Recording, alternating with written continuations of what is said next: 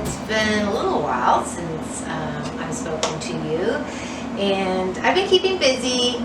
At first, I kind of slacked off with things. I don't know what my problem was, whether I wasn't sleeping well or whatever it was. So I decided to make a list of different things I wanted to make sure I at least tried to accomplish or start or get done or whatever. So I did that pretty quick on after, I think it was about halfway through Camp NaNoWriMo, because I got my book that I was editing, finished editing, and I thought, well, now I gotta keep going with something. So I made my little list, and I've been sticking to it pretty good. I've been getting to at least half of them, and then it's nice to have something staring me in the face so that when I do get done, instead of sitting around or watching TV or whatever it is, I can look at my little list and go, oh, let's do that right now. So one of the things that I did add was to do some sort of craft project, because after I made those masks, for the whole coronavirus, I kind of got back into wanting to sew. So I went ahead and made that one of the items that I could look at or figure out. Because with sewing, you have to pick the fabric and blah, blah, blah, and kind of the whole setup takes a little bit of time. So depending on whether I had an hour before dinner or like an hour after dinner or whatever it might be, I had to take into consideration the whole setup of it and, the takedown of it, because I hate having things laying all over, half done, sitting out. It drives me insane. So anyway, that's my little list has been writing new stuff, editing my old stuff, and Glenn and I have been going for a little half-hour walk every evening, right kind of before the sun sets. It doesn't get too dark, but we've been doing that every day, and getting out in the sun for at least a half an hour. He's been planting his garden, and that's been taking up 50% of his time. So we've got potatoes growing and onions and a bunch of tomatoes, and we have some flowers going on, and that's been great. And I'll probably show you a couple clips of the garden that we've got going on. And of course, we've had to protect all of it because of our beautiful chickens. And then we got some new baby chickens, and we got 4, because I think we have 2 chickens that are getting a little older and might stop actually laying eggs. So we thought, I love, having fresh eggs every day. And I thought, well, let's go ahead and get a couple more.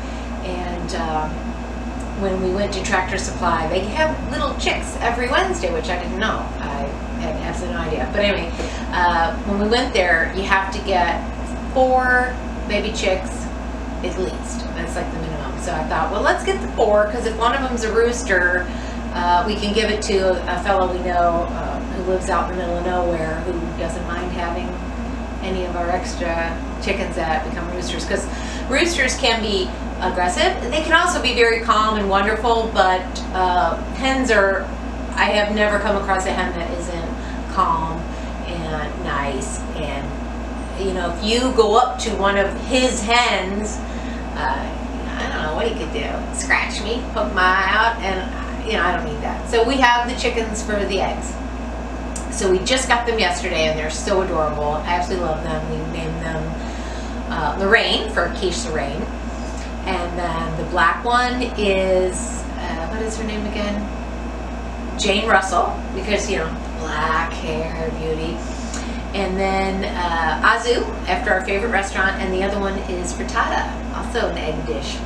So those are the 4 names that we picked for our sweet little chicken. They're so cute, and they just fit. I mean, they don't even fit in your hands. They're so tiny, but they're so foofy, and it's the amount of feather fuzz, the little fuzzy fuzz that they have, makes them seem like they're so much bigger. And then when you just try to touch their skin, it's so deep in there. Anyway, they're adorable. I love them, and I can't wait for them to get bigger, because right now they're so tiny, so tiny. I like them when they're a little bit like their whole back fits in your hand. That's, I think, the really nice size to really be able to handle them, at least for me. Little baby's hard to handle.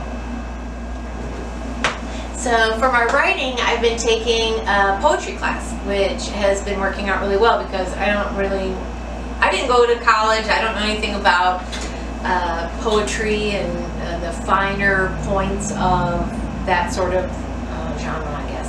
So I've been having a really good time creating poetry. And so I think I've done four or five of those. They've turned out, I don't know, in my eyes, pretty good. And my teacher likes them, so that's always nice.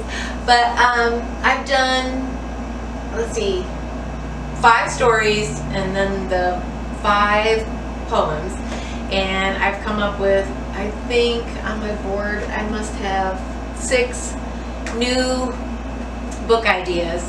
And I'm still editing those other ones. And I want to query so bad, but everything I've read about and seen on YouTube and listened to podcasts and stuff, it's almost like a puzzle. And if you don't get the puzzle fit just right, they're not even going to bother looking at your stuff. And I'm so fearful that, I'm just afraid that I'm going to do it wrong and that my stuff will get missed completely, not even read and not liked. I just feel like my query letter could blow the whole thing for me. So I'm so wanting to do it. I'm ready, but my fear is like, I can't get over it.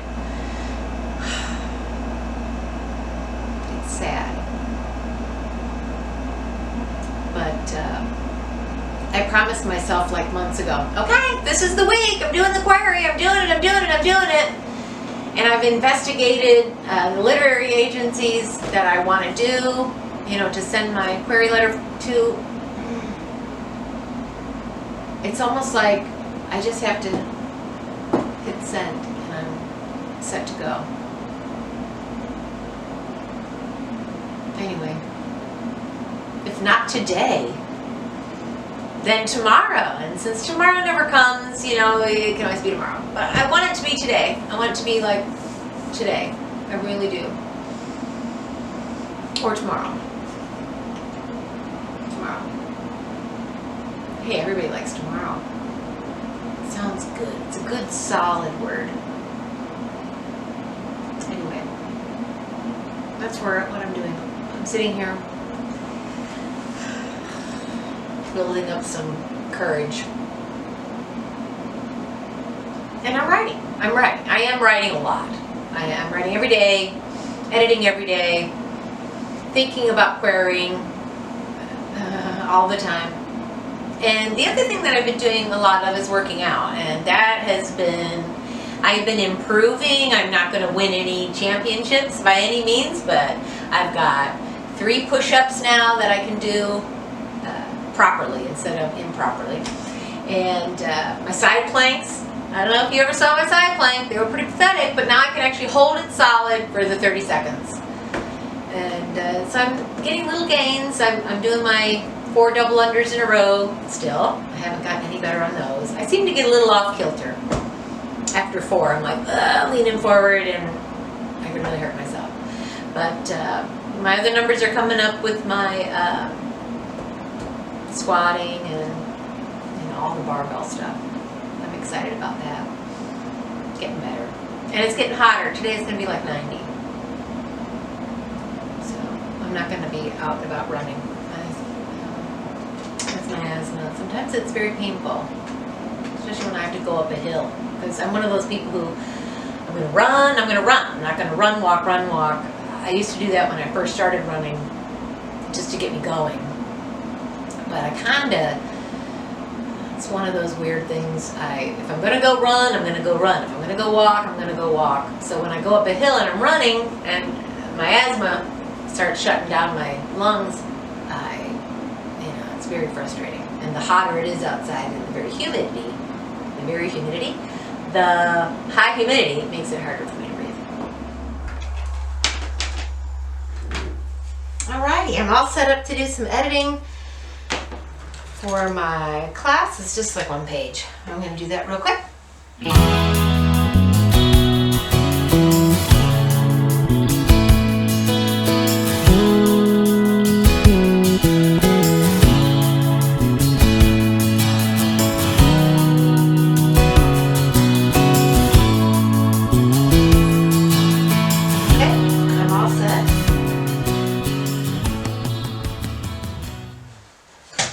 And I think the next thing I'm going to end up doing is my workout, because it's 2 o'clock, and if I work out anytime after 4, I tend to get a little, I don't know, it's like too late in the day I'm all sweaty. But anyway, so I got this done, and I'm feeling good. Going to send it into my class, and then I've got to work on the poem that kind of goes along with this little story that I just wrote. So thanks for watching, and I'll see you guys next time. Bye!